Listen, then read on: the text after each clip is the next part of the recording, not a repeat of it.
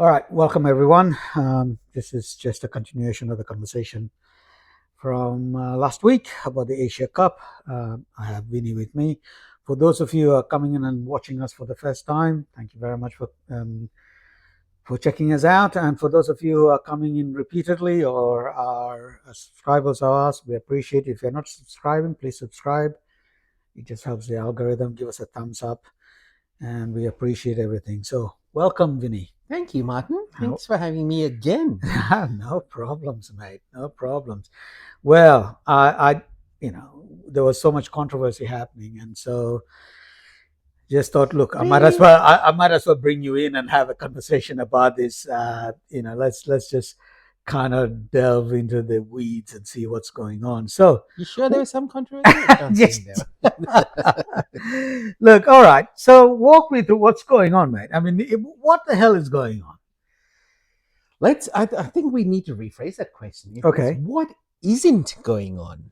I think the Asia Cup, what started off, and look, for anyone that would have watched the first episode, and as we discussed as well, we initially thought the Asia Cup was a bit of a Mickey Mouse tournament, where we thought, just in terms of the cricketing prowess, we thought, look, India as a team was probably leaps and bounds over everyone else, and really the scramble was to determine who was the second best team in the Asia Cup. Not to say that India were hot favorites. To say that India were hot favorites to win the tournament is probably an understatement.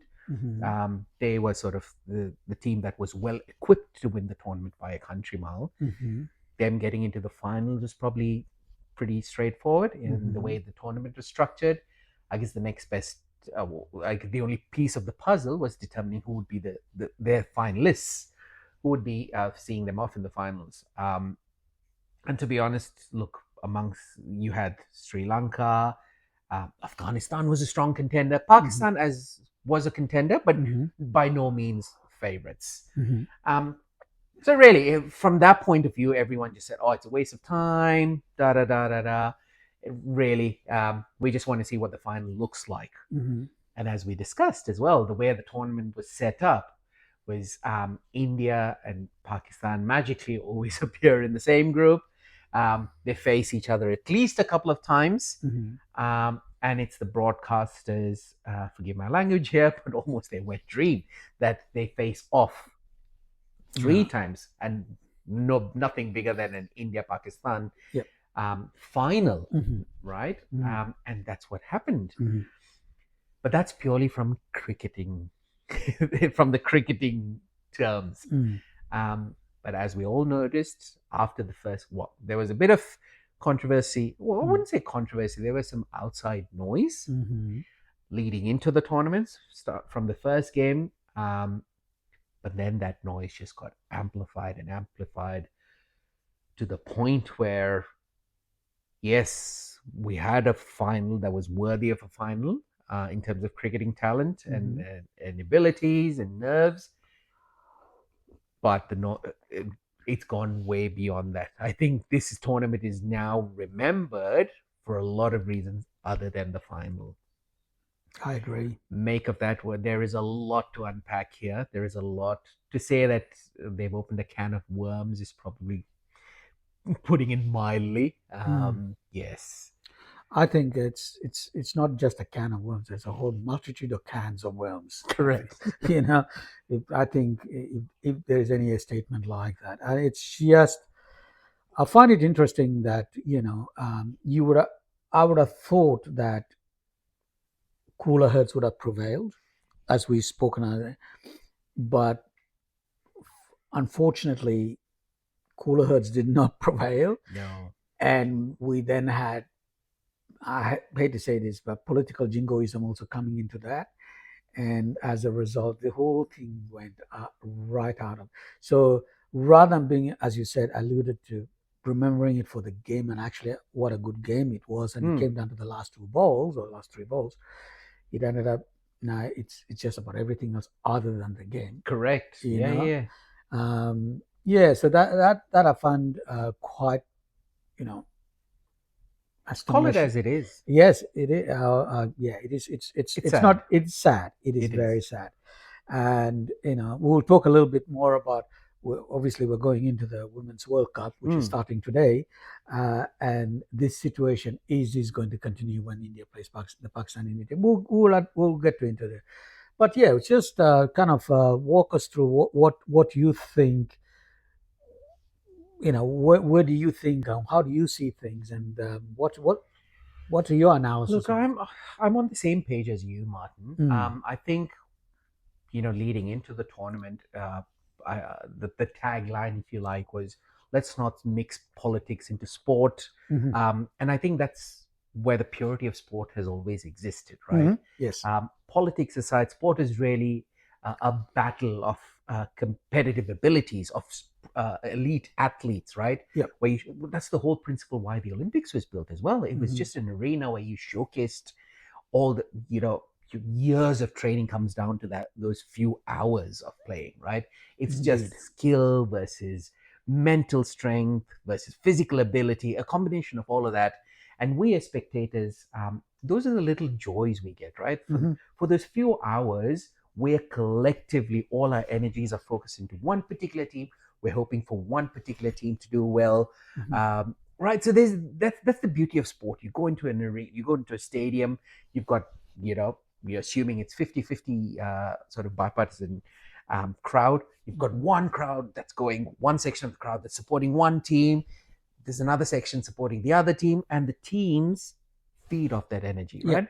You go in there and it's exhilarating, right? That's the beauty of sport, the unpredictability of sport as well, because anything can come in. But the way things have panned out is politics have gone in, and now it's gotten to the stage where it's not just politics. It has become a display of nationalism, right? And I think that is where it's just it's gotten to the point where you and I, as look, we're cricket tragics. We love the game. We love the team as well, right? Yeah, we do. We support an individual teams, but now it's just gotten to the point where we're just like, I struggle to identify with that philosophy, if you like.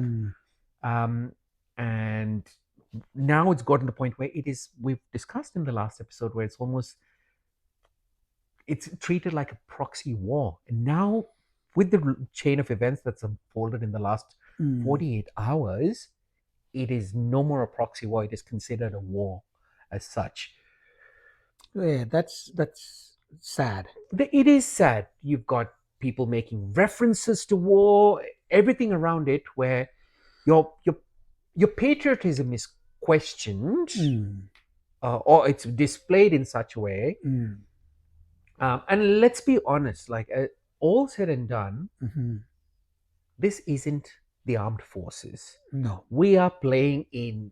You cannot, anyone that remotely associates or equates a cricket team to the armed forces is living in fool's paradise. I'm sorry. 100% agree. I am sorry. This is a team that is playing.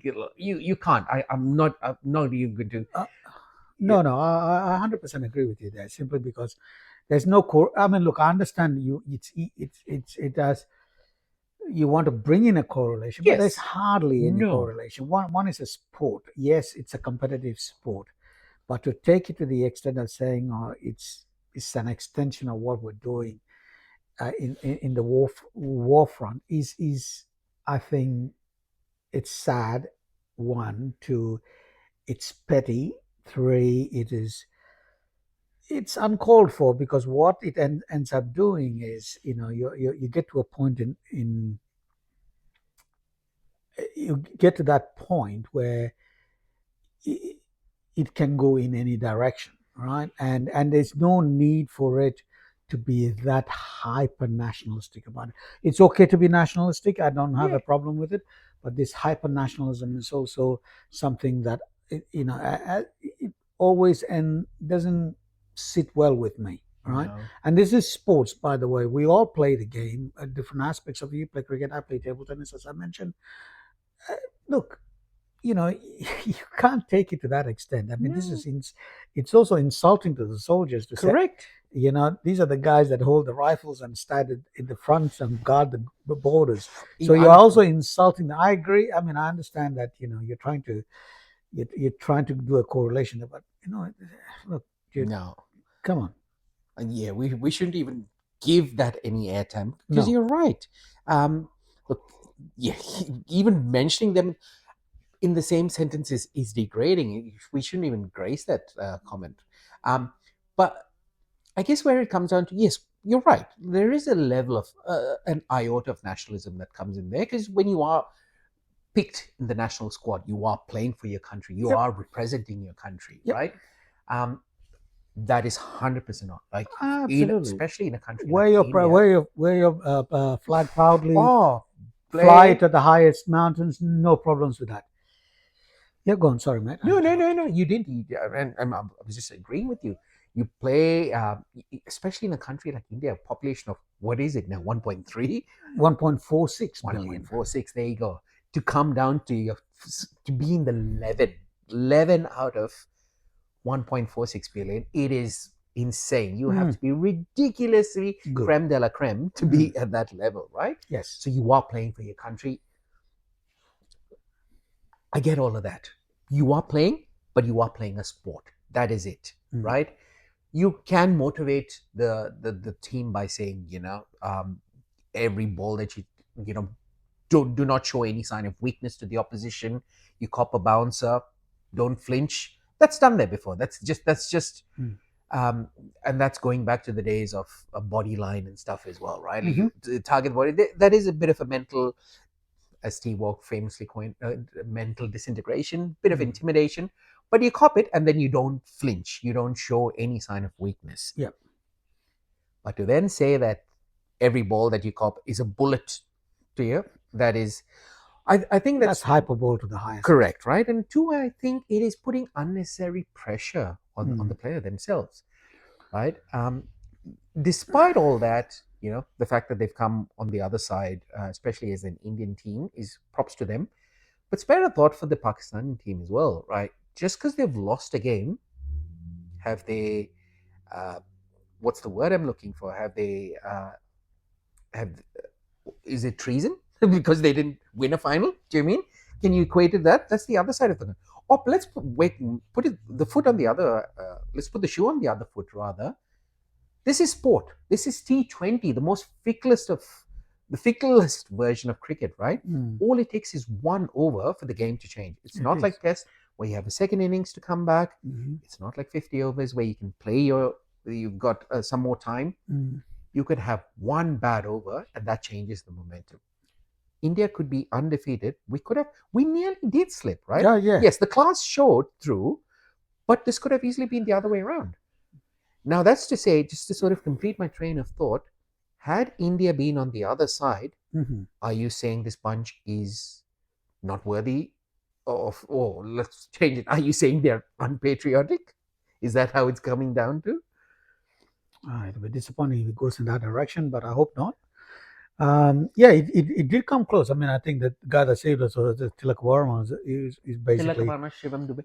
Look, yes, we were in a spot of bother, but this Indian team, as we discussed last time, is a cut above the rest. Yes, at least in this tournament. They've been primed in these conditions, right, by playing IPLs. So someone like Tilak Varma has seen this situation numerous times in the IPL. They played on similar conditions. So these guys are mentally conditioned to, and it's gone are the days of the 90s where you and I, we grew up watching teams that were solely dependent on Sachin Tendulkar. I'll be the first one to admit. The moment he got out, you switched off the TV and said, that's me done. Yeah. I mean, like you and in our previous avatar, someone like Shubman Gill going out, or the other guy who pairs with him, Abhishek Sharma. Going out with us, shut shop, I'm going close, and said, all right, this is game over, right? But now we know that, it didn't matter. You've got, if those three got out, like there's someone else that will bail us out. Same with the bowling as well. Bumrah didn't have a great day. No. Previously, we would have said no, but we've got others in there that come through. Again, but when I say I'm referring to the Indian team as an Indian supporter. So that shows through. That showed through the entire tournament. But spare a thought for the Pakistan team. They were on the brink of defeat. They were on the brink of elimination against UAE, and they scampered through. But since then, the last few games, they've been on an upward trajectory, right? But now it is. How about before we go in there? Why don't we try unraveling the sequence of events? Yeah, that's the That next might question I was be. going to drive at. Yeah. Let's start unraveling this, because obviously initially it got started with India doing things, and then let's just walk it from there. Okay, or let's start with the chronology of how this whole thing Yeah. came about, if you don't mind. No, I would love to. And look, Yeah, the chronology is, as much as I talk about it, this is based on reports that have come out as well. So sure. Yeah. what's being reported and what actually happened may be two different versions. So as I understand it, Mm-hmm. look, India, this Asia Cup was bound to happen. A few months ago, we had unfortunately in the incidents in Pahalgam, and then India retaliated. Pakistan claimed to have retaliated as well. Based on that, there was this accepted notion that we will not engage. Well, India will not engage with Pakistan moving forward, right? That was widely accepted as well within everyone in India, or anyone of Indian origin. I think there was accepted that we will not engage with Pakistan. Fast forward 2 months later, we have a tournament, as we discuss.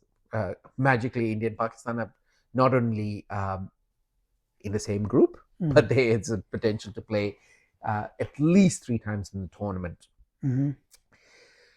So there was a bit of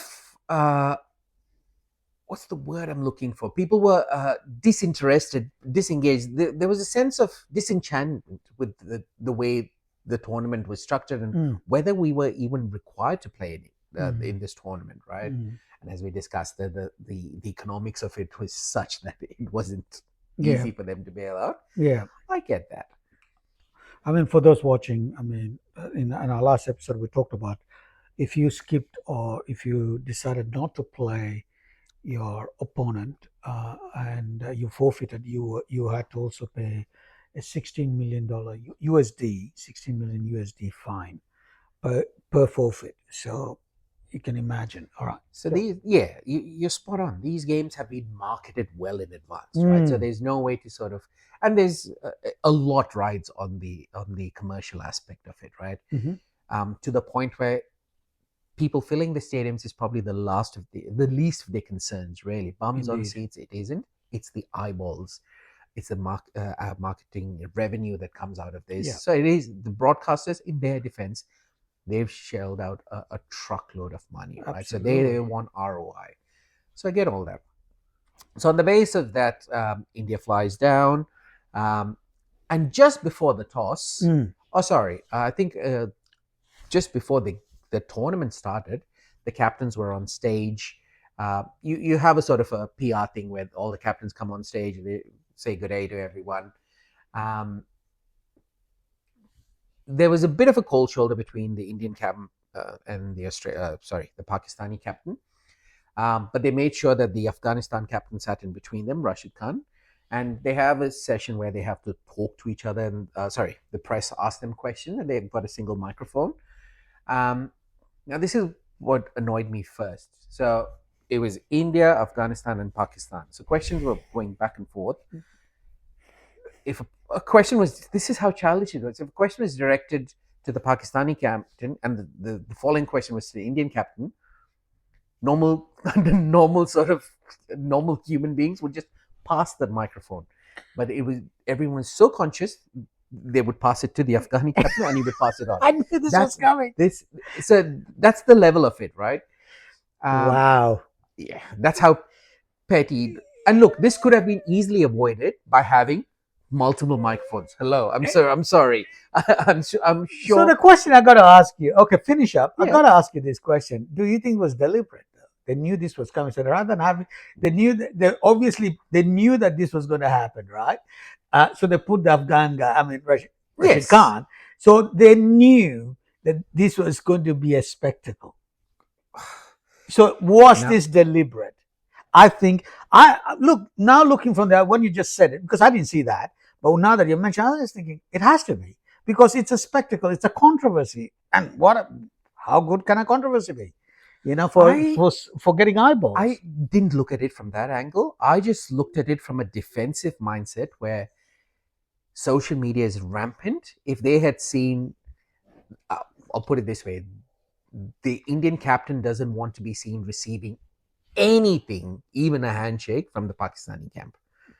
That's how, because even 100% exchanging agree with pleasantries. you there. But now that I think of it, I hadn't put it in that way. But my question here is, and this is where it gets weirder and weirder, right? yeah, go on. And I have always, growing up, being a fan of WWE, right? Yeah. We know how scripted that is. Now, the head of the ACC, the Asian Cricket Council, is also the PCB chief, who is also the Interior Minister of Pakistan. Yep. So my question there is, he should have known it. So yeah, so if this sort of drama was coming on, do you think he bought into that drama? I don't know. It's an interesting question, isn't it? Let's look at it this way. As I say, any form of marketing is good marketing, right? It doesn't matter, and the more controversy you have, the more eyeballs you're going to get, right? Correct. So my gut feeling says now, specifically in terms of this, what you just mentioned, is that, look, if they were cognizant enough to realize this is going to be a problem, and they brought in the Afghan guy, which is, I mean, it's an oxymoron having Afghanistan in there, right? It's an oxymoron having an Afghan sitting there as the mediator. That's not very funny, but hey, God bless them.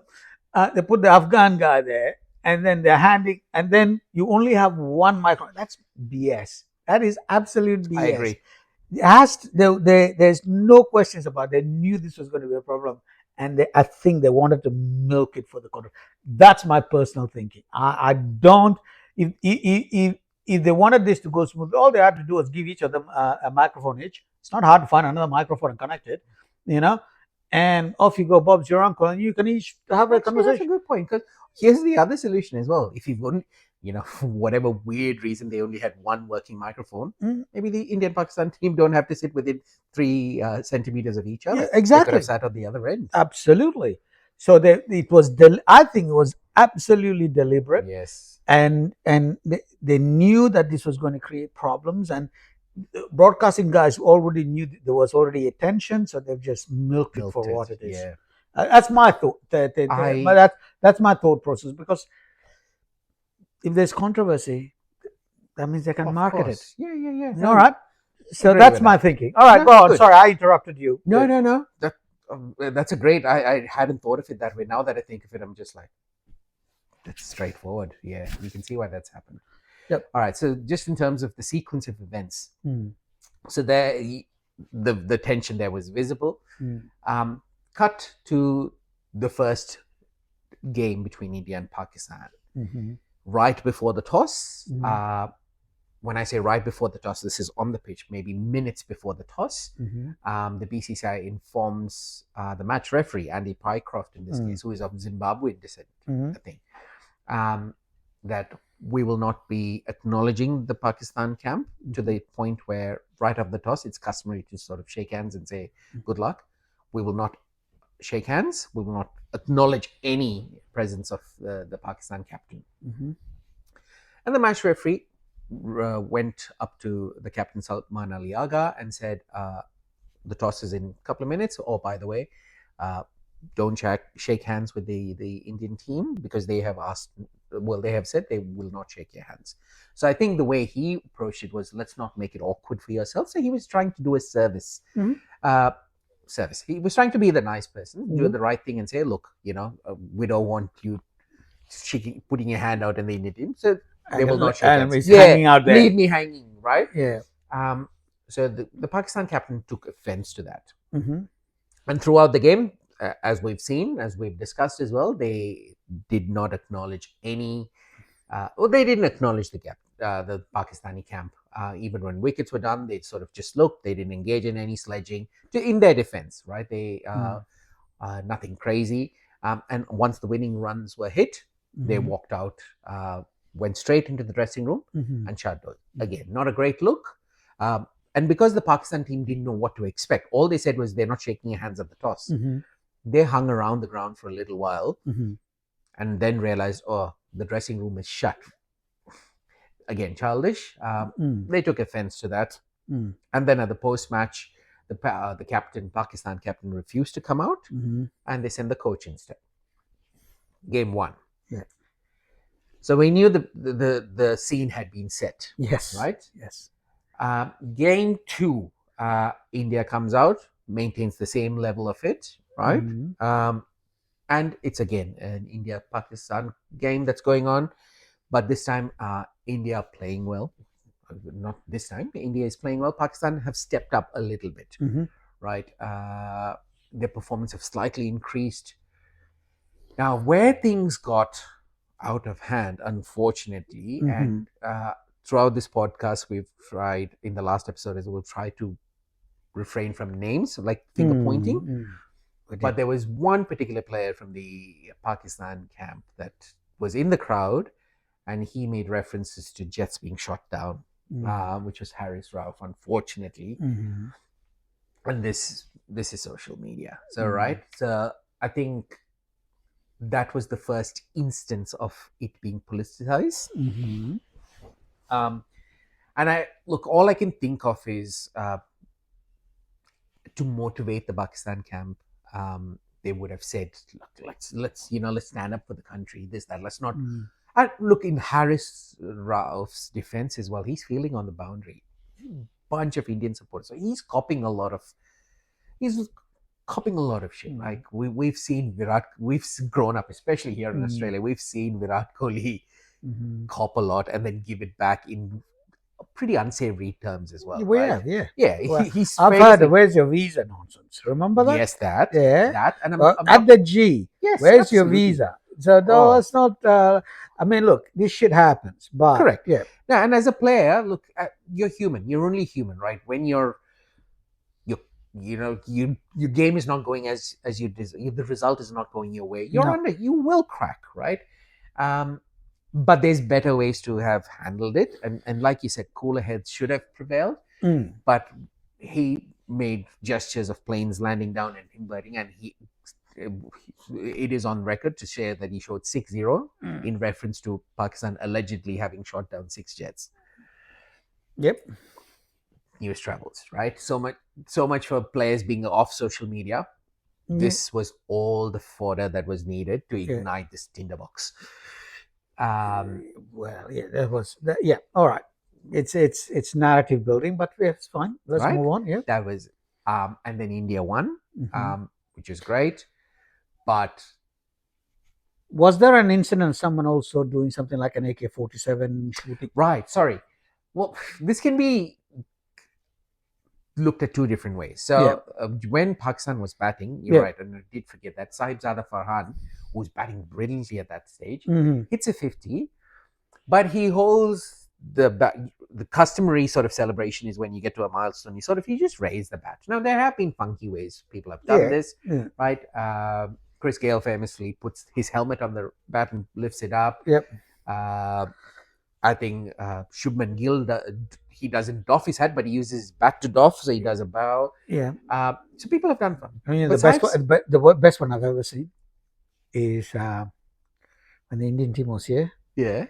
And that I can't remember when he hit his 50 or his 100, that he just planted the bat on the ground and look. Nitish Kumar Reddy. And he did it like one of those, like the knights. He did it like that, right? And I was like, man, that's so cool. So look, the emotion gets the better of you, right?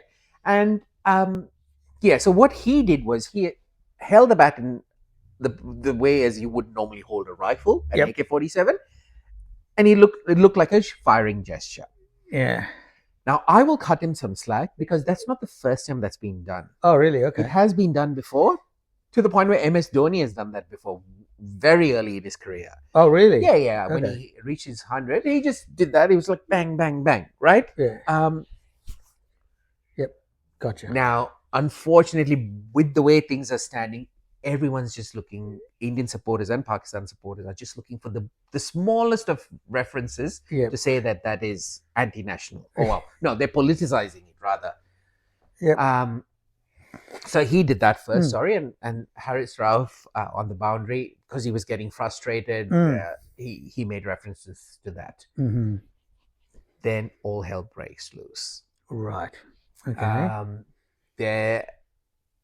Then it went the next level. Come to the third game.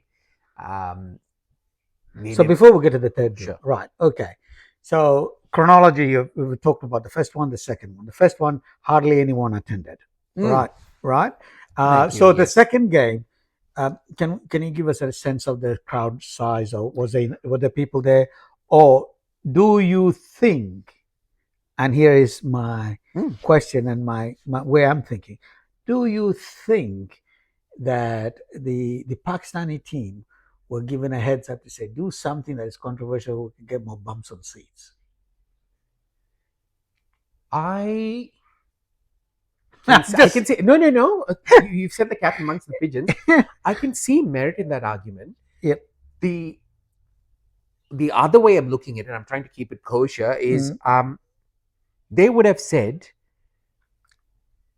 they would have used the troops as a thing to inspire the Pakistan team. And it is on record that the Pakistan Cricket Board chief, Mohsin Naqvi, said, do what you want, do not worry about fines, I'll take care of the fines. Fight fire with fire, like look them in the eye. So these guys, in the second, the Pakistan team in the second game was visibly, I won't say agitated, they were fired up. They were, from the first ball, there was chatter to the point where, because the Indian team in the first game, all they did was put their head down. I think that was the most professional I've seen them play, to be honest. They put their head down, went about business clinically, and said the same. In the second one, these guys, or the Pakistan team, were visibly charged up.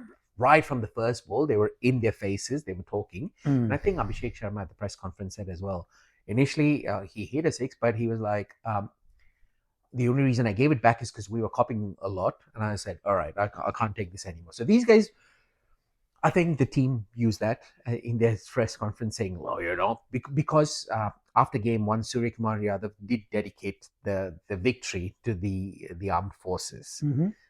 So that would have been a bit of a blow to I don't think the Pakistan camp took it lightly. Because, again, the way it was framed, as you rightly pointed out at the start, cooler heads would have said, let's not worry about it, let's get our cricket.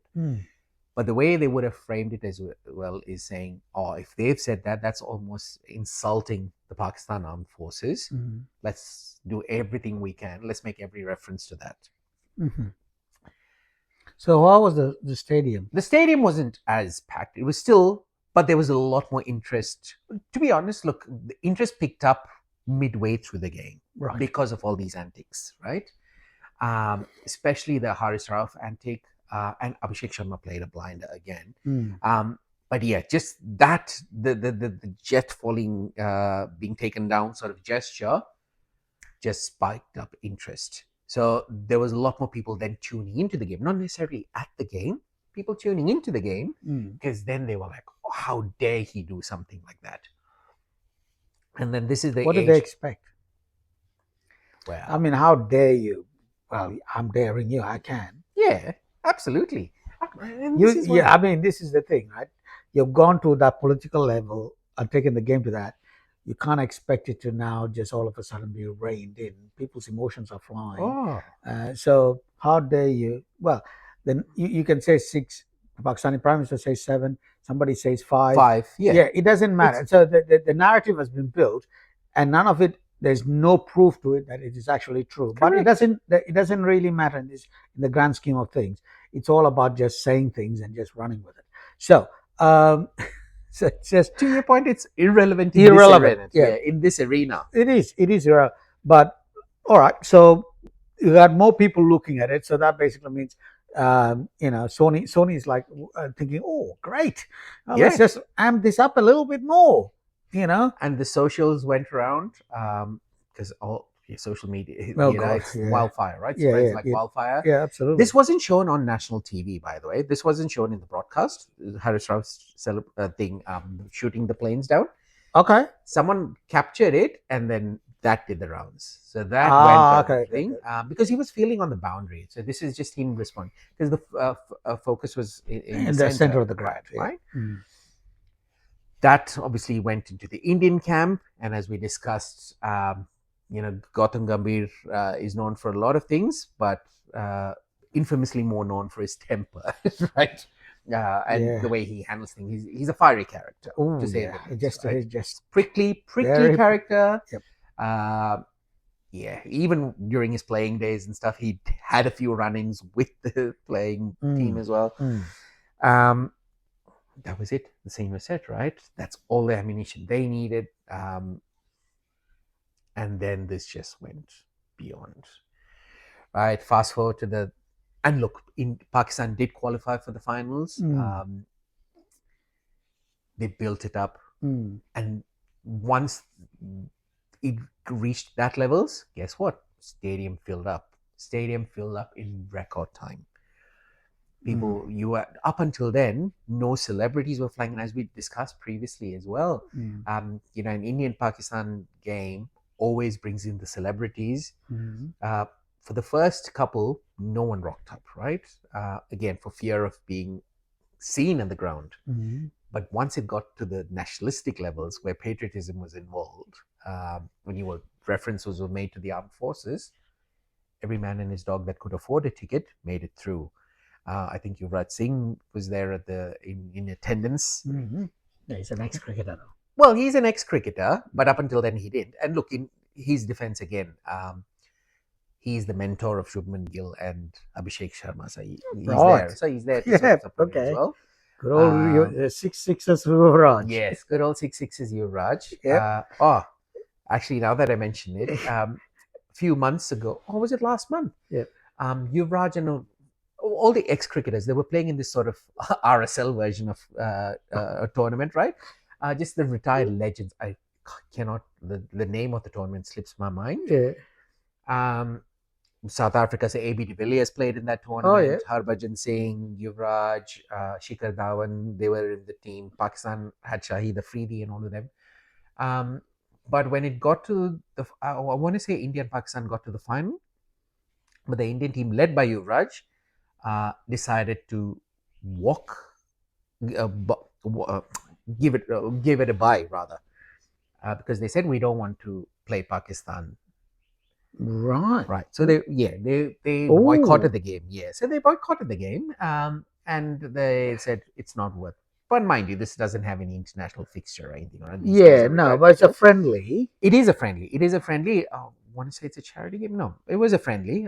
But yes, they decided not to engage, and they said we don't want to play. Irfan Pathan was in that game as well. Yusuf Pathan and all of that. And I think it was the final. They did play India-Pakistan once. But as it turned out, it was India-Pakistan in final, and they said, look, we don't want to, it's just not in our thing. We don't want to engage with Pakistan. And they gave it a bye. So yeah, for Yuvraj, and I guess that's where I'm trying to make the connection. Yuvraj then comes to attend this game where India is playing Pakistan. So he was there. Anyway, to your point, the stadium was packed by now. Even the crowds coming into the ground, it's for everyone to see. They were making reference to the war. They were just constant reference to the jets falling down, shooting of jets and this. So it went next level. We haven't even gotten the meaty part, right? This is all the noise around it. During the game, again, there's a reference to it. Bumrah starts off not great, but then redeems himself in the end. And look, someone like a Bumrah, you always expect to sort of, and ironically, poetically, if you like, Haris Rauf is batting, Bumrah is bowling, bowls a Bumrah rocket, a Yorker, knocks his off ball out, then looks at him and promptly does the jet falling down celebration. And Haris Rauf is obviously, he's left to eating humble pie. But then, throughout the game, it is tooth and nail. There's a lot of chatter, but it's gone beyond the chatter. Now, I think previously you do have sledges during the game, right? And India and Pakistan have always been famous or funny, really, because they speak the same language, right? there's no way to disguise it. They speak Punjabi, they speak Hindi, they speak Urdu. Especially when sledges are thrown around in Punjabi, it hits another level, right? It's always funny. It's funny, but they're never taken too seriously.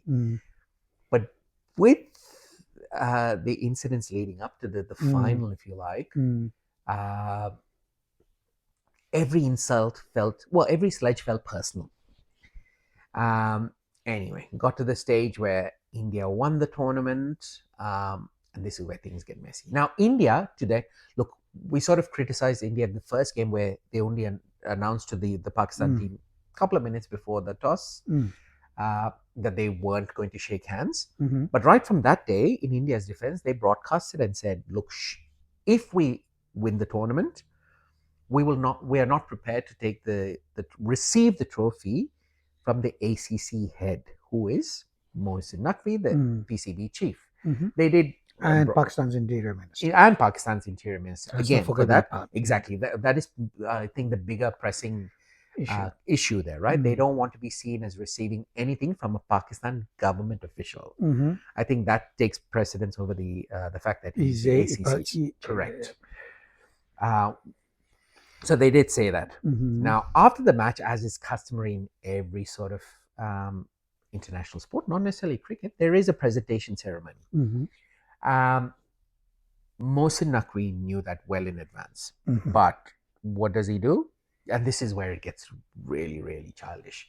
So after the match is over, no one knows what's going on. The presentation ceremony is delayed by an hour. No one knows what. Up to an hour, to the point where people start leaving the stadium. Because mind you, this game has already gone overtime in terms of duration.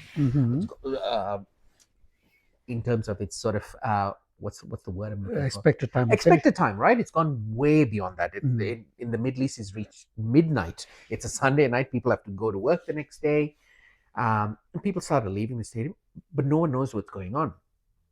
Bit of standoffish. Scenes are, the Pakistan team is in their dressing room. They refuse to have come out. Okay. The Indian team is sitting sprawled on the floor, on the field, as if they're having a picnic. Basically, all they've said is, and there's a dais set up. But there's no one there. No, there is people there. So this is where the immaturity, the childishness of the so-called heads of the boards stand out. So Mohsin Naqvi is adamant that it is my right as the ACC chair to give out the trophy to the winners, to the winning team. Knowing fully well that in advance he is already aware that this was not an acceptable thing for the Indian team. Absolutely. But he's insisting on it. He's insistent. Okay. And to make things worse, to sort of guilt trip the Indian camp, he invites the other dignitaries. So you've got the BCB chief, the Bangladesh Cricket Board chief. You've got the Emirates UAE Cricket Board chief, and some other people. He's invited them all on the dais. They're all standing around, just scratching their backside and wondering what's going on. And you can see Mohsin Naqvi furiously on the phone just screaming at someone on the phone, back and forth. Now, reports have it that the UAE chief had offered to say, "I'm happy to give the cup. Right? I'm hosting the thing. I'm happy to do this, and let's get rid of this misery." And the Indian camp was happy with that offer. They said, "Look, if anyone else but Mohsin Naqvi gives, we're happy to take the trophy." He was adamant. No, I should be the one doing it. So a bit of ego, or what is it? Massive ego. It is purely ego based. I think. Look, again, people around him should have said, "Let them do this. In the grand scheme of things, it means nothing. We can file a report later." Yeah, great. But we can take it up with the ICC later, or we can go to the match referees later and say this is bad. But huffing and puffing, and the Pakistan team refused to come out. Long story short, because he was adamant, the Indian team then passes on the message saying, "Look, then we don't want to be part of the presentation ceremony." All we then see is the Pakistan team coming out. Their medals are handed out. And then Simon Dewell, as part of the presentation commentary, goes, and that concludes the presentation ceremony, because we've been told the Indian cricket team will not be participating in it. Okay. Abrupt end. Okay. And then we see the visuals show Mohsin Naqvi storming out of the ground with cup in hand, with the trophy in hand. Hang on. He's the cup is there, but then because India is refusing to take it, he's taking the cup with himself, by himself, and he's walking away. Walk off. So right. Okay. I'm not sure if he's held it in his hands or someone else held it, but he walked away along with the trophy. Right. The trophy left the stadium. Right. Wow. This is, talk about, growing up, you say, especially I know I did it. You get out, you're like, no, that's my bat, I'm out of here. Like taking your toys, walking, spitting the dummy. The dummy. Right? That's what we'll call it. Yep. So now you've got the Indian team looking, saying, what's just happened? And then they look up and they were like, the presentation is over. Wait, where's our cup? And then they realize the cup's not there. It's left the building, right? So you had numerous attempts where either team could have handled it with a little more grace, but they just stooped to a new low. Now, but you can't. Can I stop you right there? Yeah, absolutely. When you said either teams, I think there was nothing the Indian team could do. I mean, at the end of the day, it was already, I think, communicated that we were unwilling to take a cup from you, right? And so, if you were to talk about sportsmanship, and everyone is talking it's bad for cricket, and everyone is accusing the other, but the fact of the matter is, this guy, as the ACC chief, should have known better to say, all right, this sport is bigger than me. Okay, they don't want to take the cup from me. I get it. Fine, no problems. Give it to the Emirati guy to say, mate, you go and do the presentation. This game was played in your country. We're happy to do it. It's a neutral, all right? But no, he decided, no, this is my duty and my right. My right. My right. And he's just taken it to the next level. And then because he couldn't give it out, then he storms out with his toys in his hands and walks away with it. They spit the dummy and takes the cup with him. I mean, you can't blame the Indian team for that. Look, I completely agree with that. I guess my point of contention here is beyond the egos, I just think this is a massive display of failure in communication. Okay. Please explain. I'll elaborate on that. Yes, the BCCI has broadcasted well in advance that we refuse to take it.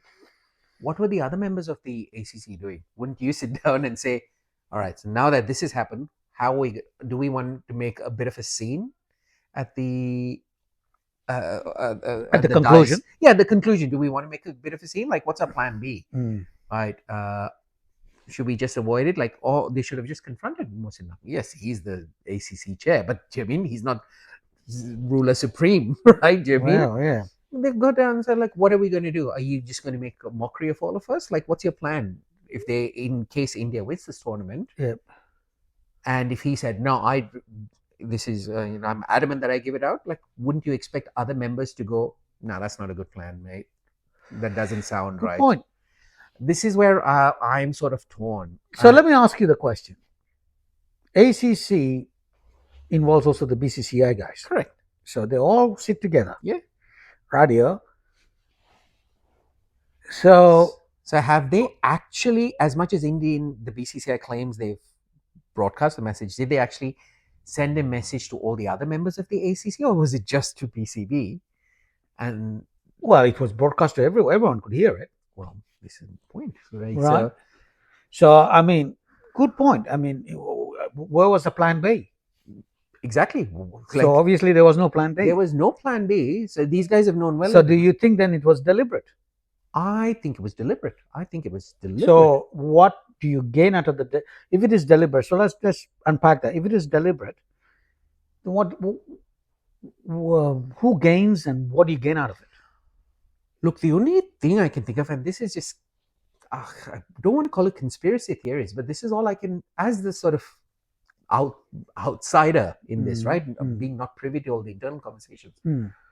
All I can think of is, from Mohsin Naqvi's point of view, he just thought, if I create this stunt, I have more fodder to show that BCCI, well, the Indian team is really the people that needs to be faulted in here. It's not our fault. It's more reason to be to cast the Indian team in bad light, in bad taste. Or the BCCI. Or the BCCI, correct. The BCCI, right? Because mind you, they did raise, after the first couple of games, they did raise a couple of complaints, but they were quashed because they said no protocols were broken. So they were, the second time Pakistan had to come out and play, the game was delayed by an hour because they were sulking. And again, the players have nothing to do with this, mind you. This is just the board being ridiculous. Okay, so you if you think that, all right, so this was a way for Motion Naqvi to kind of paint the BCCI in a bad light, would somebody have stepped in and said, mate, if you're going to do this is going to look bad, and you storming off with the cup actually just made it worse, and you now look like a petulant child. Absolutely, right? Absolutely. So you now look like, guess what, man? If I'm not giving you that, then I'm taking it, put it on my armpit, and going. And here's the other thing: it is the property of the ACC. It's not the property of right. He could be, he is the chairman, but that's not his. You know what I mean? The same way you win a World Cup, the World Cup is the property of the ICC. And this is where I find this very absurd that no one else stepped in. And when he did that stunt as well, there was no one around to say, what are you doing? Like, yeah, it doesn't. Exactly. What are you exactly doing here? Yeah. What is it? So does that mean the chairman, the position of the chairman in the ACC is like a supremo, that the rest of them are just vassals? I think I'm asking you that is a question that unfortunately, because for someone to do that, and no one intervening and damaging the brand as it is, and it's a bit weird. It is very weird. Bit weird is it's bizarre. It's like saying the World Cup football happens. Yes, yeah, and it's usually presented by the FIFA chief and obviously the hosting country guys over there. And then just because the other team is not willing to take it, he just storms off with the cup. No, and again, it's not his cup. No, it's not his cup. Exactly. He's not his cup. No. His job is just to present it. And if nobody wants to take it from his hand because for whatever reason figures out another way to do it, someone else. Exactly right. Who's the two I seen that? Or even let's just take it to the ICC tournaments, right? The ICC World Cup is about to start. Yes, yeah. The Women's World Cup is about to start. I mean, like, seriously, who came up? I mean, like, this makes no sense. This beggars belief, yeah. And so my question is, if no one stopped him, and if he's the supremo, that's how the whole thing is. Now what? How is this going? Okay, so they played the game, no trophy to collect. Everyone is bizarrely looking around and saying, "Yeah, well, what do we do now? How is this going to get resolved? Or are they going to do a ceremony separate from all this? Somebody gets a trophy?" Apparently, the BCCI is on record has come out and issued a statement saying again that they've never seen this, and it's almost like they've said, "Please send us the trophy ASAP." That sort of stuff. Do you know what I mean? Where so this, I honestly don't know what the resolution to this. And at this point, doesn't matter. Look, and you mean it's broadcasted. Everyone knows India's won. The scorecards are there to see. It is on. India's won the tournament. So the trophy at this stage doesn't even matter. And the players, look, they had a field day. They went on social media and they said they had pictures of imaginary trophy putting up, and there's like at the end we won the tournament. The cup is just something there, right? And unfortunately, this, as we have alluded to, a dangerous precedent has been set. So by India taking that stance, and by Pakistan, I'm not going to say take a stance, by creating this drama around it as well, they have essentially drawn a line in the sand to say we refuse to engage in any sort of shape or form. Yeah. So here is the political narrative that I'm taking. Right? Yes. So just bear with me. So they have a say, both the Indians and the Pakistanis. I mean, in Pakistan, I mean, we obviously started this bullshit, and I'll deal with that. But then they just exacerbated the whole thing and Yes. took it to that level they didn't need to go. All right. But there is that thing in Pakistan that says, under no circumstance can we seem to be weak against somebody, Yes. right?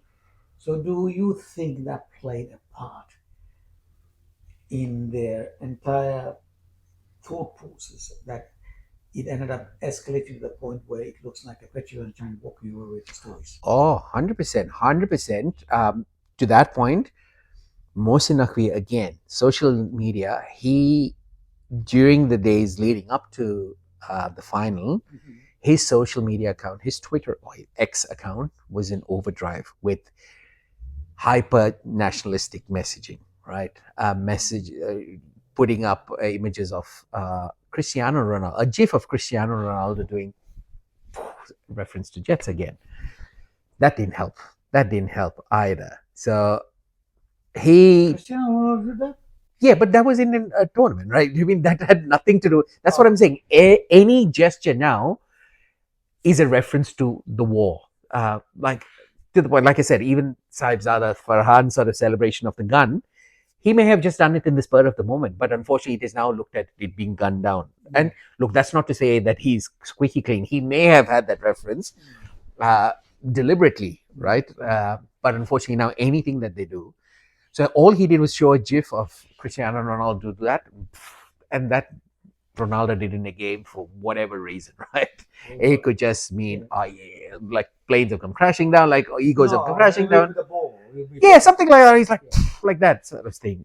But he didn't help his cause. So he went on record to say, you know, we're here to support you. I'm part of the Pakistan government. We'll pay your fines. Don't worry about it. So we can pay your fines. Really? Yep. This is a country that's practically on being triaged. Yes. So, I mean, like anyway, let's go past. So he didn't help his cause either. So all that messaging is obviously added fuel to the proverbial fire, and the proverbial hit the fan. So both teams had to take a strong stance that represented the government. All right. So the government started having says in how the team should. Yeah, I saw that. I mean, I even saw what the Prime Minister of our country, India, said. Yeah. Which was, anyway, we'll not go into the politics. I don't think it helped the matter. No, it didn't help. In fact, it exacerbated the matter because, and I think it's. I don't understand why cooler heads didn't prevail. I mean, it's just, it's disappointing, and it's I think it has gone to an extent where you're just thinking you didn't need to do some of these things. However, okay, now that this is all come out, and now India doesn't even have it. Well, they won the game, but they don't have a trophy. And Mohsin Naqvi has walked away with the trophy and probably taken it home back to Pakistan and said, "I'm keeping this bugger, you guys." For how long? Yeah. Well, it doesn't matter. I mean, and he's doing all that. So we're now let's pass into the other aspects of it. I mean, like obviously the Women's World Cup is starting today. In India is playing, Pakistan is playing. What do you think is going? Where do you think? Where do you see this heading? And are we going to be having similar situations where nobody's shaking hands, or everybody's having sulking in one corner? Well, Martin, the precedent has been set, right? Now it's escalated to such a point where we've reached a point of no return. Any team, India or Pakistan, even entertaining a thought, let's not even say an action, a thought of waving the white flag and saying, all right, let's call this square, let's come back to a gentleman's agreement, is a sign of weakness at this stage. Unfortunately, that's the way it's. Let me ask you this Sure. question. Okay. So there are two adversaries facing each other. Normally, in such circumstances, you'd call in a negotiator and try to get cooler heads to prevail and sit down together and not out a thing, a code of conduct of how to do this moving forward, right? And everyone gets signed on it and we move on and we try and stick to it. Do you think it has come to that stage where we need to get someone from outside to have a conversation and everybody sits together? This is sports, by the way. Sit together and say, because I agree with you 100%. So the game is about to start. India's women are going to play Pakistani women. If people start saying, "Well, I'm not going to shake your hands," I mean, one, it will be detrimental to women's sports. Two, it's a bad look again. Three, we come across, and when I say we, I mean the subcontinent coming across as a bunch of immature people. Right? Highly emotionally strung. That's always been our characteristic trait. Yeah, highly emotionally strung. Cannot sit down and just say, this is not in the spirit of the game. Let's just move on. It's a game. It's a game at the end of it. Yeah. I understand emotions come into it, but now what do you see this all? What do you think, and where do you think this is going to end up? And I know you said that, the odds on are that nobody's going to be shaking hands and stuff. But no. How do you envisage we can put an end to all this? I don't see, at least for the foreseeable future, I don't see any way this can be resolved, purely because let's look at it from the Indian camp. The Indian coach of the women's team cannot be seen as telling the players, "Oh, look, shake hands," because the men's team have already set the precedent. So they're like, we have to follow that now, right? Because they do. Why? It's perceptions again, because unfortunately, and I'm not saying this is the right thing, I'm just saying they've created a scenario where now even acknowledging the Pakistan is seen as succumbing, if that makes sense, for lack of better. I don't think so. What about if they win the game and shake hands and move on?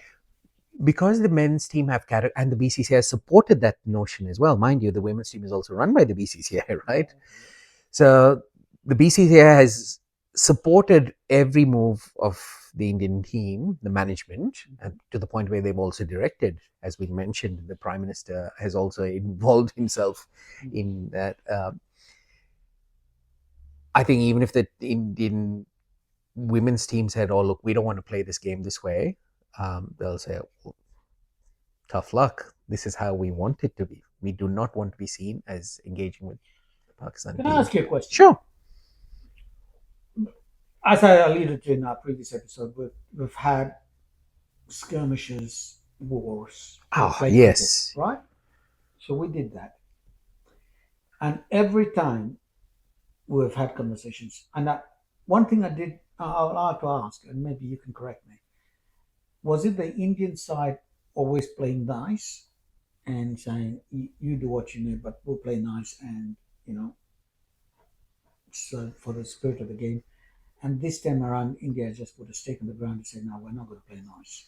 Do you think that's, I mean, again, the Kargil war is the one I hang on to, right? Yeah, absolutely. Where the war was happening, and then, India went out of its way to, say, okay, let's have some cricket diplomacy and things like that. Were we always the ones that were just kind of saying, all right, these guys are doing their own thing, and we will try and work through this. And this time around, they've said, no, we're not working through any of this. And as a result, it's now loggerheads. Do you think that's the thing here? I basically asking, is it India that always... No, I want to give credit to both the teams here, because also, you're 100% right. Even at the height of Kargil, as I said, at the height of war, cricket, look, it's always played with that rivalry. It's always had that undertones of India versus Pakistan. But the purity of the game, if you like, was never compromised. As much as there was narrative around it, there was always a mutual respect between the players, right? And between the teams as well. When they did play in each other's countries, there was a massive fan following. Rivalry existed, don't get me wrong. And there was always talk of, oh, India beat Pakistan, now Pakistan beat India, that sort of. But they never let the politics side of it seep into it. At the height of Kargil was, look, India as a team, or as a country, as a host nation, we have it on record when Pakistan came and in that famous Chennai test with Pakistan lost. India lost. Tendulkar played a brilliant knock, but we ended up losing. The Chennai crowd gave a standing ovation to the Pakistan team. The Pakistan team did a lap of honor in the ground. That is how these teams have been received in each other's country. Same with India going into Pakistan. Pervez Musharraf, who was the president at the time, commented on Dhoni and said, when he had his long locks at the time, and said, oh, you're a heartthrob of the nation. They were well received. The hospitality of both countries were, always talked about. Even in the last edition of the ODI World Cup, Pakistan came into India, and the relationship between Kohli and the cricketers, Shaheen Shah Afridi and Bumrah, there's been these clips where he presented a gift to Bumrah, just as a gift to his newborn baby that was there, and said, oh, this is from me to you, from us to you. So there's always been mutual respect between the players. Camaraderie, thank you. That's the word I was looking for. That was the thing that was devoid in this tournament.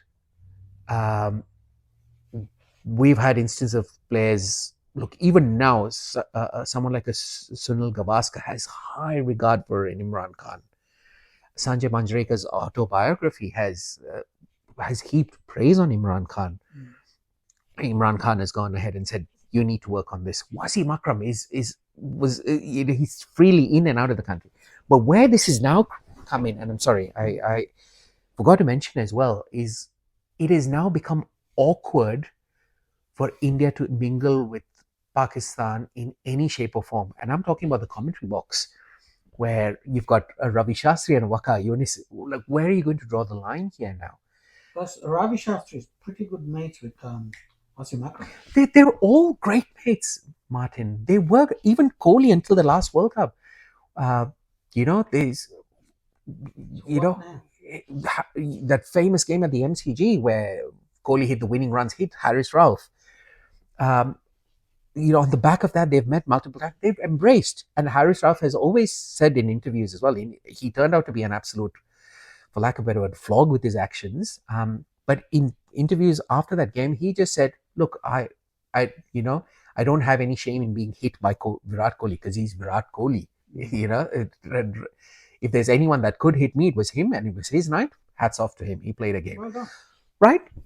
But that sort of camaraderie is completely there. And I guess that's where I'm struggling with now. Okay. So why? Why is this a problem now? I need your incisive intake. Why? Because for me, I am struggling to understand, because if the commentary box is going to struggle, the likes of Ravi Shastri, Waqar Younis, or is it Waqar Younis? Waqar Younis, Wasim Akram. Yeah. Akram are all going to struggle. Because Shastri, I know for a fact that Shastri, when he comes to Melbourne, stays with, what's his name? Wasim Akram. Wasim Akram. Yeah. In his house. And he goes and sees him and everything. They're pretty close mates. I mean, obviously, off the camera, they will still be mates. But on camera, you have this awkwardness. This is stupid. At the toss, sorry, I forgot to mention as well, in the final, such was the scene created where India said, we will not engage with any Pakistani commentator. And Pakistan said the same thing. So at the toss, you had two commentators. So Ravi Shastri interviewed Surya Kumar Yadav and Waqar Younis interviewed. That's the level we are sitting. So I guess that's, to answer your point, it is a long-winded way to answer your question, which is why I think it is beyond So, repair. okay, who started that nonsense? Is it BCCI again? No, I think it's a culmination of both. Because BCCI had that stance, PCB said, well, we need to create... Okay, what about the commentary, the likes of Waqar Younis and Ravi Shastri? Who came up with that nonsense? We'll not talk to a Pakistan journalist. Would have been the BCB as well. Because now, if India's got that strong stance, why should Pakistan back down? Do you mean, does that make sense? Why they will say, why should we be the ones that are talking to an Indian journalist or Indian broadcaster. No, we won't, which is ironic because it's being broadcasted on Sony. But that's where the level of pettiness is now. So now, if they've made that stance, can you even force So you can't even climb down from this. No, you can't. Well, that's what I'm saying. Yeah. I said You earlier. cranked it up so much you can't climb down. I said earlier. I made a reference. India's drawn the line in the sand. Well, now that I think of it, it's not a line anymore. They've dug a trench. Yeah, they've filled it up with sulfuric acid. And said, well, they've got flesh-eating piranhas in there, and then fenced it with an electrified fence. There is no crossing this anymore. It is just.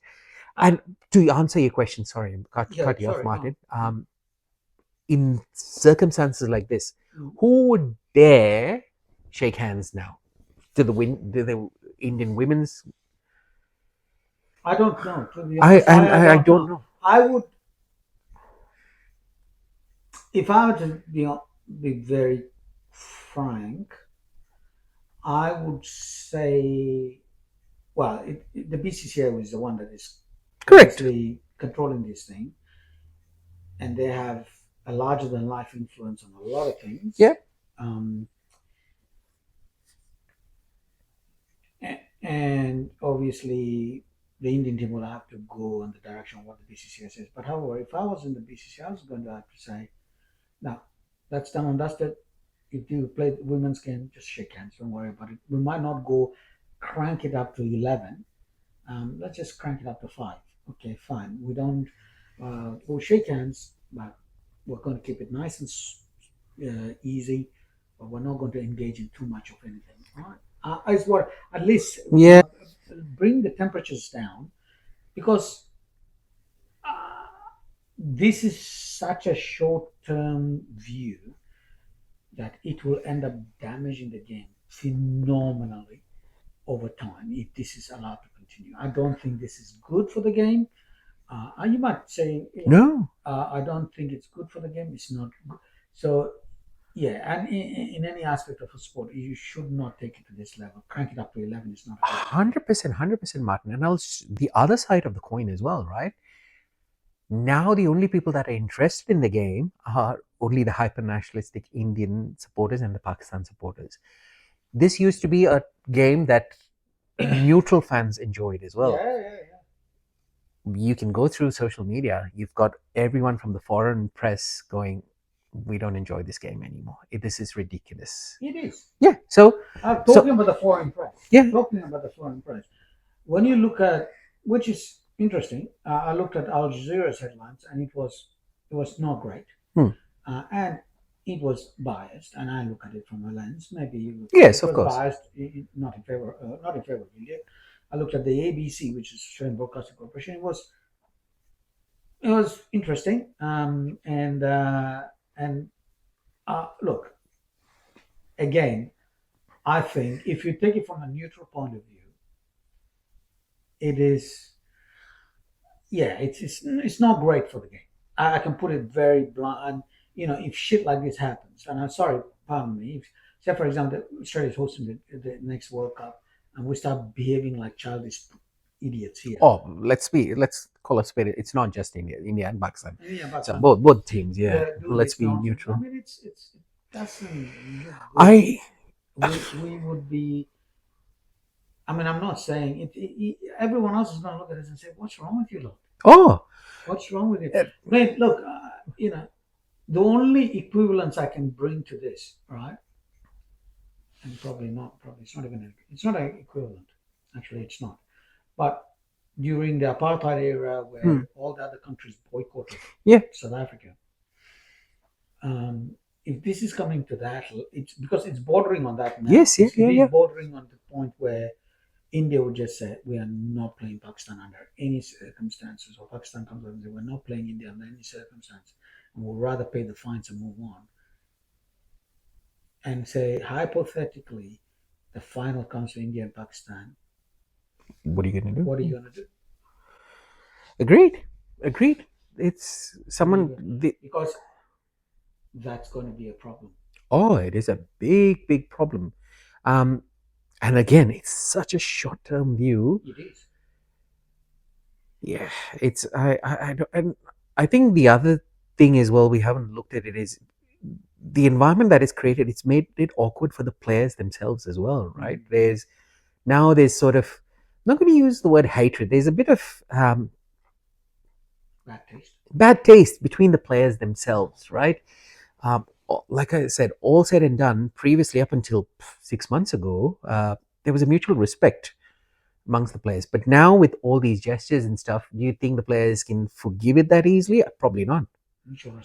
It's gone through. So yeah, that's the thing. It's very dangerous to do this because once it goes, it's very hard to bring it back. No, there's that's what I said. Anyone doing is almost them. It's a sign of backing down. So to answer your question, I don't know. I honestly don't know how this is going to backtrack. How we can bring it back. Tournaments, the next couple of tournaments will go ahead, but yeah, I don't know who's going to mediate in this current environment, who will mediate and who will be the first one to actually extend the olive branch. And even if the olive branch is extended, I don't know who will be the first one to accept it. All right. Okay. Well, we broached the subject of the Women's World Cup. I think, if I'm not mistaken, India is playing Sri Lanka. Correct. The opening game. That's right. Game. Who do you think is going to win? I think India in this current environment. Sri Lanka is a strong team, but I think India should win this because the women's team have gone heaps and bounds, and mind you, they are playing in India as well. So, okay. Home conditions. I'll agree with you there. Cricket is a funny game. You never know when it plays.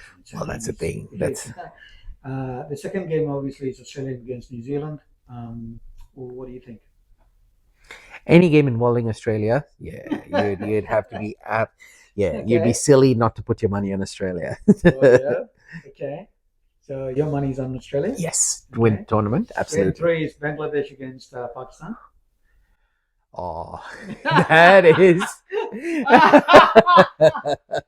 Rodeo, I want to hear your thing. You'd have to say in this Pakistan, but yeah, they're just as unpredictable as each other. Okay, right. Yeah. So you're kind of sitting on the fence. No, I'll put my money on Pakistan, but I'm just like, I wouldn't be surprised if there's an upset. But yeah, you'd say Pakistan is probably the slightly stronger team, at least on paper, against Bangladesh. Game 4 is England against South Africa.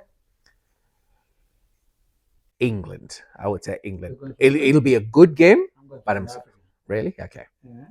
That's a good call. I mean, I agreed with you here. Yeah. 1, 2, and 3, I agreed. But game 4, I'm going. England is a really good team, but I think South Africa is a dark horse. Oh, look, yeah, and you also have to look. Yeah, it's going to be an interesting one because they're playing in the subcontinent. Yep. So. All right, so I'm going to skip game 5 because it's Australia against Sri Lanka. Yeah. Right. Don't worry about it. Yeah. But game 6 is going to be the one that's going to. So it's Indian women against Pakistan, which will be played in Colombo. Which will be played in Colombo. Yes, correct, Mundo. So, fireworks or not? Oh, look. Handshakes or not? In terms of no, yeah, I don't know. To this, I can't see them. I'd be pleasantly surprised if they shook hands and they carried on in a professional way.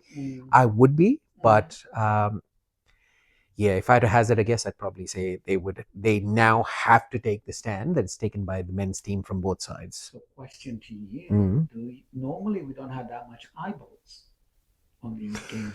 Okay, not as much, but now that this is happening, with the bit of masala thrown into the whole thing, do you think there'll be more eyeballs? There will be. Look, because this is a World Cup, I think eyeballs would have come in regardless. Okay. I think there will be a little more, but probably not at the same level as and that's not to say that the women's game is, discrediting the women's teams. I just think the men's. It's not a lesser product. Correct. Yeah. Thank you. Mm-hmm.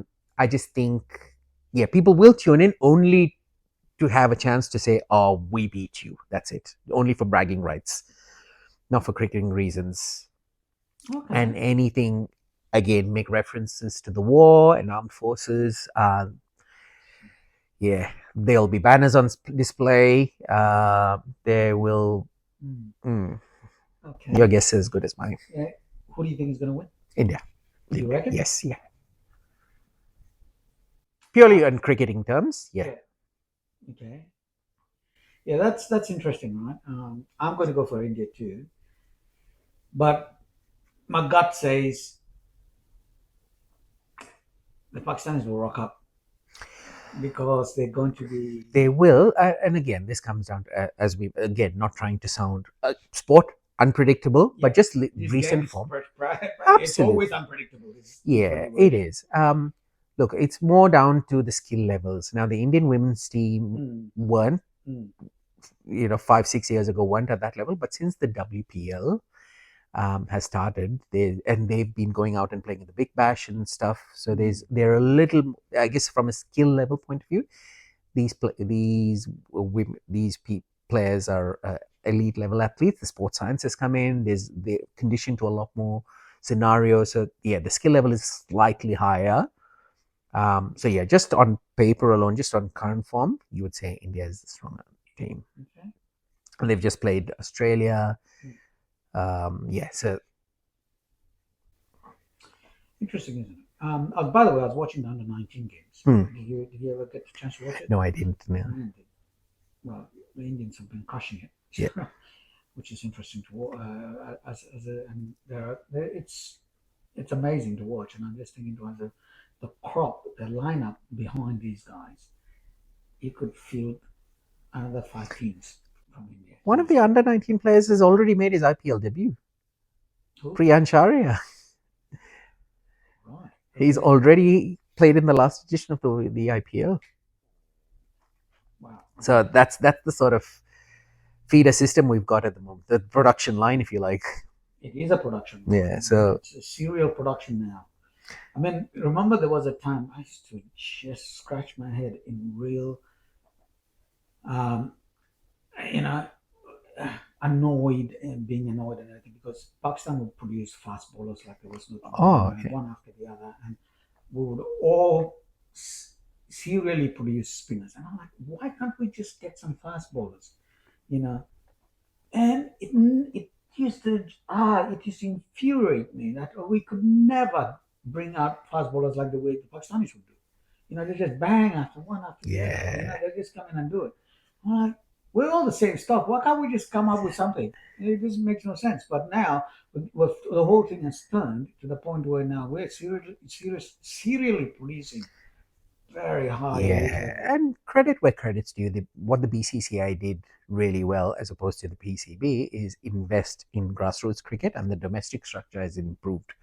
And I think that's where the PCB has. Pakistan still produces fast bowlers, mind you, but that's purely in terms of speed. They don't have the endurance.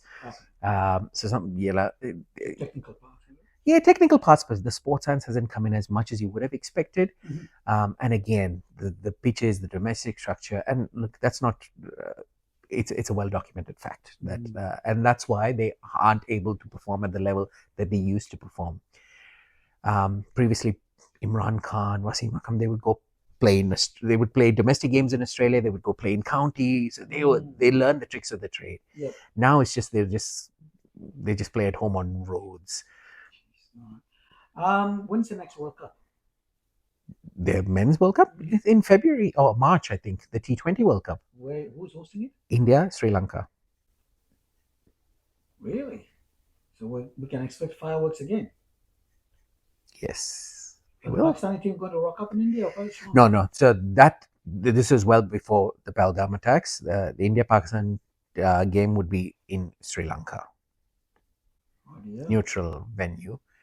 I don't think. No, the groups haven't been announced as yet. I don't think so. The tickets aren't on sale, but it'll be interesting to see